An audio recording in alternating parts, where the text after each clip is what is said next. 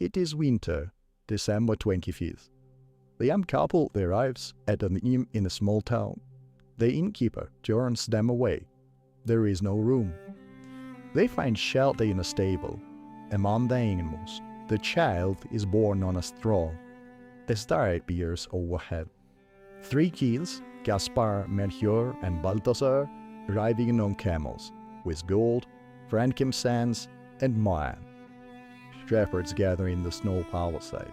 Angels sing in the silent night. For 2,000 years, this is the story that has been told. It is featured on Christmas card, sung in carols, staged in nativity plays in every country that observes the holiday. Most of what we picture comes from the letter art and devotion, not from the original text. The December date, the inn and the innkeeper, the stable, 3 kings, names, camels, snow. None of these specific images are in the Gospel accounts. They are how 2,000 years of Christian devotion has imagined the story. That imagination is not lying. It is what cultures do with the stories that matter to them.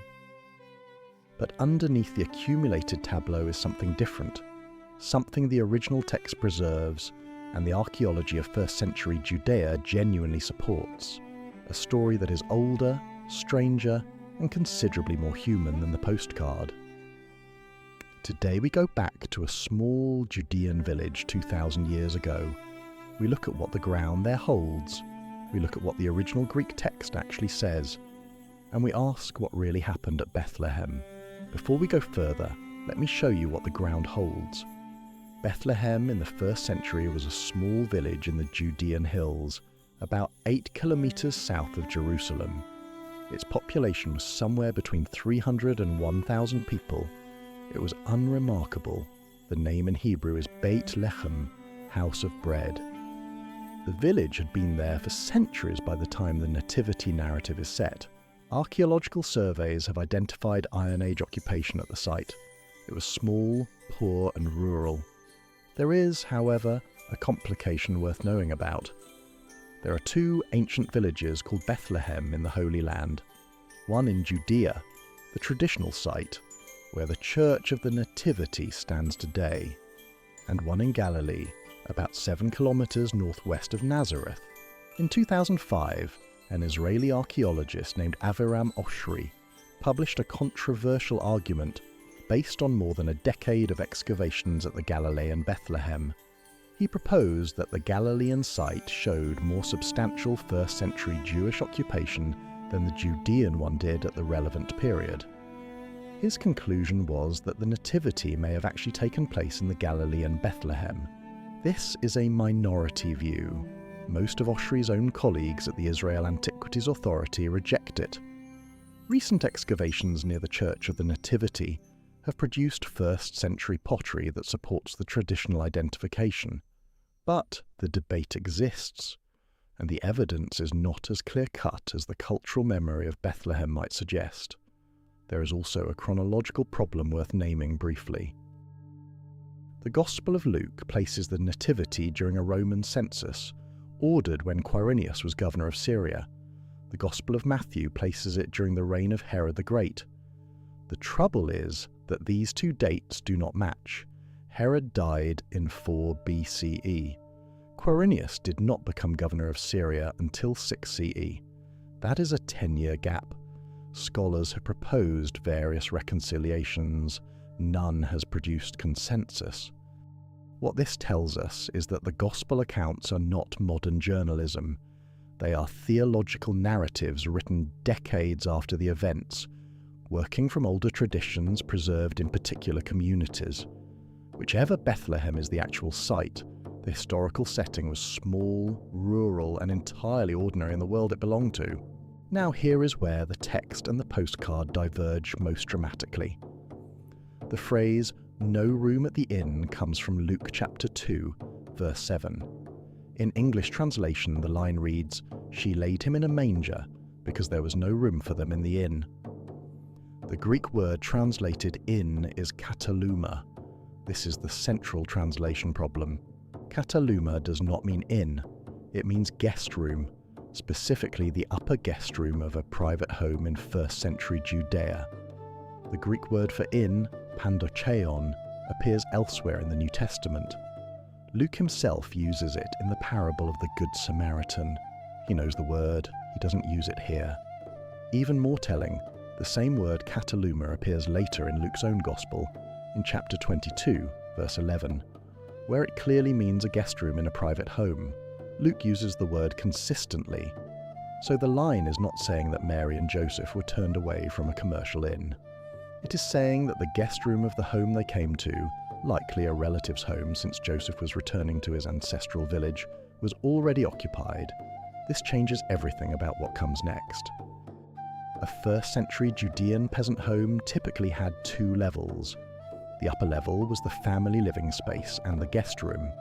The lower level, at ground level, sometimes carved into the bedrock or built against the hillside, was where the household animals were kept at night. The lower level often had a manger built into the wall or floor, a feeding trough for the animals. When the guest room was full, the family would have hosted the visitors in the lower level, the main living space of the home, warm with the body heat of the animals. It was not rejection, it was hospitality. The child was laid in the manger because it was the most readily available container in the lower level where the family had made space for the new arrivals. There was no innkeeper, there was no stable, there was no rejection. The image of Mary and Joseph being turned away from inn after inn, finally finding shelter in a barn, this powerful image, beloved of Christmas devotion for centuries, comes from medieval art, not from the original Greek text. The text, read accurately, describes a family being welcomed into a relative's home in a small village, giving birth in the only space available, and using the only container at hand. That is a substantially different story from the one most of us were told. The figures who arrive to honour the child are even more transformed in the popular telling. The Gospel of Matthew, chapter 2, is the only Gospel that includes them. The text calls them Magi. It does not call them kings, nor says it there were 3. It does not name them, and does not describe their camels. Let's go through what the text actually says. Magi is a Greek word borrowed from Old Persian. In its original and most common usage, it referred to a specific class of priests in the Zoroastrian tradition, specialists in astronomy, dream interpretation, and what we would now call natural philosophy. By Matthew's time, the term had broadened beyond strictly Zoroastrian usage, but the most likely identification of these specific Magi is astronomer priests from the Parthian Empire to the east of Judea, roughly modern Iran and Iraq, working in a Zoroastrian or post-Zoroastrian tradition. Other candidates have been proposed: Babylonian astrologers, Nabatean astronomer priests from the Arabian Peninsula, but the Persian connection remains the most widely held. The number 3 comes from the number of gifts mentioned: gold, frankincense, and myrrh. The names Caspar, Melchior, and Balthazar do not appear in the Bible at all. They appear in a 6th century manuscript. The camels are not mentioned in Matthew. The kings are not mentioned in Matthew. The crowns are not mentioned in Matthew. The tradition of the 3 kings is not arbitrary, however. Early Christian interpreters, beginning with Tertullian in the 3rd century, read Psalm 72. The kings of Tarshish and of the isles shall bring presents. The kings of Sheba and Seba shall offer gifts, into the Matthew narrative. The king's reading is not in Matthew itself, but it emerged from cross-referencing prophecy. What Matthew does say is interesting. He says the Magi followed a star that appeared in the east, which in their professional discipline would have been an astronomical event of religious significance. He says they arrived at a house. The Greek is oikia, not a stable, a house. He says that Herod, when he eventually moved to kill the child, ordered the deaths of all male children in Bethlehem aged 2 and under. The age cut-off implies that the Magi's visit took place sometime after the birth, possibly up to 2 years after. By the time the Magi arrived, the family had likely settled into a normal house in Bethlehem. The infant was a toddler. The stable scene of the popular Nativity, where the Magi join the shepherds around the manger, is theological compression of two separate events. The shepherds visit on the night of the birth in Luke. The Magi visit much later at a house in Matthew. The two events have been compressed into a single tableau by 20 centuries of art and devotion. The original text keeps them separate. December 25th. The date is so familiar that it can come as a small shock to learn it is not in the Bible. Neither Luke nor Matthew gives a date for the birth. Neither does any other New Testament text. The first recorded association of December 25th with the birth of Jesus appears in the writing of Hippolytus of Rome around the year 200 of the Common Era. That is the earliest evidence we have. Most people assume the date was chosen to overlap with existing Roman pagan festivals, particularly the birth of Sol Invictus, the unconquered sun. This is one of the most widely repeated claims about Christmas. The trouble is that the chronology does not actually support it. The Roman Emperor Aurelian established the festival of Sol Invictus on December 25th in the year 274 CE. That is more than 70 years after Hippolytus of Rome had already associated December 25th with the birth of Christ. Sol Invictus on December 25th came later. Christian observance of December 25th came first.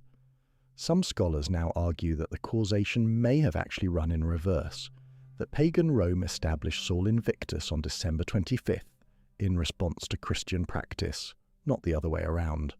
Whatever the relationship between the two, the popular claim that Christians stole December 25th from pagans is not supported by the historical sequence. So, why December 25th? The most likely explanation is theological calculation.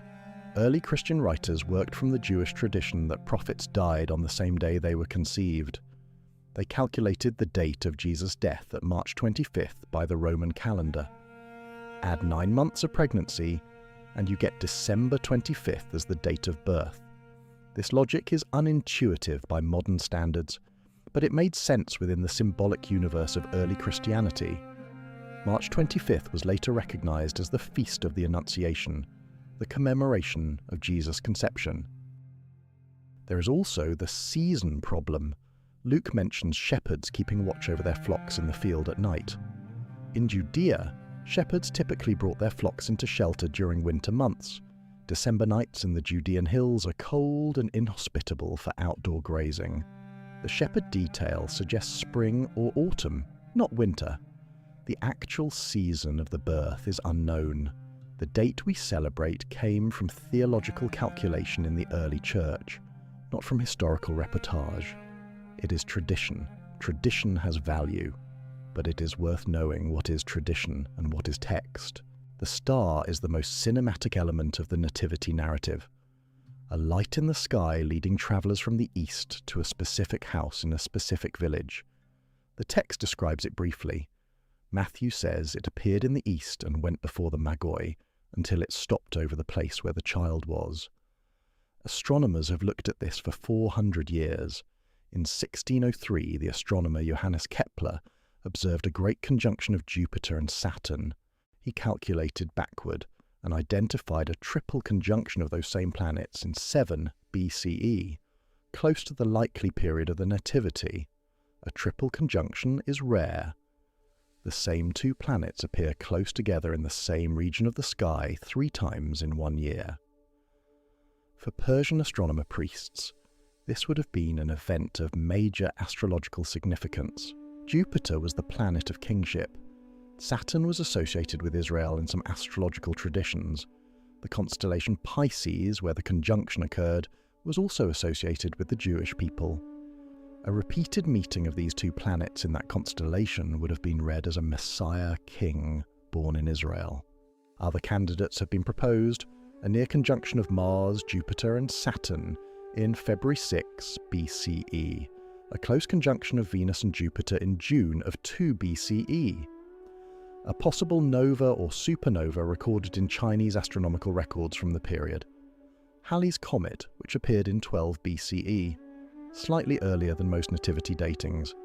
No single astronomical event has been definitively established as the Star of Bethlehem. A minority of scholars argue that the star is a literary device, a theological symbol rather than an astronomical event. The honest answer is that we don't know with certainty. What we do know is that the Magi, if Matthew's account reflects historical memory, were members of a profession that took astronomical events very seriously. Whatever they observed, they read it as a sign worth following. They travelled hundreds of kilometres on the strength of an interpretation their tradition had taught them to take literally. That is the part of the story that astronomy can confirm: the travel, the observation, the decision to follow. The rest belongs to the night sky that we no longer have access to, the sky of 2,000 years ago, read by people whose discipline we have largely forgotten. Step back. What does the archaeology of 1st century Judea, combined with careful reading of the actual text, leave us with? It leaves us with a story that is not the postcard. A small village in the Judean hills, a working-class family returning to ancestral territory, a birth in the lower level of a peasant home, welcomed rather than rejected, an infant laid in a feeding trough because it was the container at hand, shepherds visiting on the night of the birth, ordinary men with an extraordinary story to tell, and later, months later, possibly years, a small group of Persian astronomer priests arriving at a house in the village, bearing gifts of religious significance in their own tradition. The popular nativity has accumulated 2,000 years of art, song and theatre over the original events. Stables and inns and three kings and December snow are part of how the story has been received, remembered and decorated. That accumulation is not lying. It is what cultures do with stories that matter to them. But the original text and the actual archaeology preserve something different, something quieter, more ordinary and more deeply human than the tableau on the Christmas card. A family, far from home, in an unfamiliar village, welcomed into a relative's house. A birth in the warm, lower level of an ordinary stone building. A baby in a feeding trough. Travellers from a foreign religious tradition who saw something in the sky and decided it was worth following through deserts and across borders to honour a child they had no other reason to know about. That is what the text actually preserves. And in some ways, that is a more difficult story to tell than the postcard. It does not have the clean architecture of three kings around a stable. It does not have the cinematic snowfall of the carols. But it has something the postcard doesn't have. It has the specific texture of an actual place in an actual time, where actual people welcomed strangers, gave birth in ordinary rooms, and made space for new arrivals in the warmth of their own homes. The first Christmas was a small village in the Judean hills, a welcome, a child, and eventually a star read by people who had been waiting for a sign they were trained to recognize. The tableau came later. The story underneath came first. If this changed how you see Bethlehem, if those 2,000 years feel closer and stranger than they did 15 minutes ago, share it with someone who needs it. If you want to see what really happened at Sodom and Gomorrah, or at the walls of Jericho, both videos are linked on screen now, and we'll see you in the next one.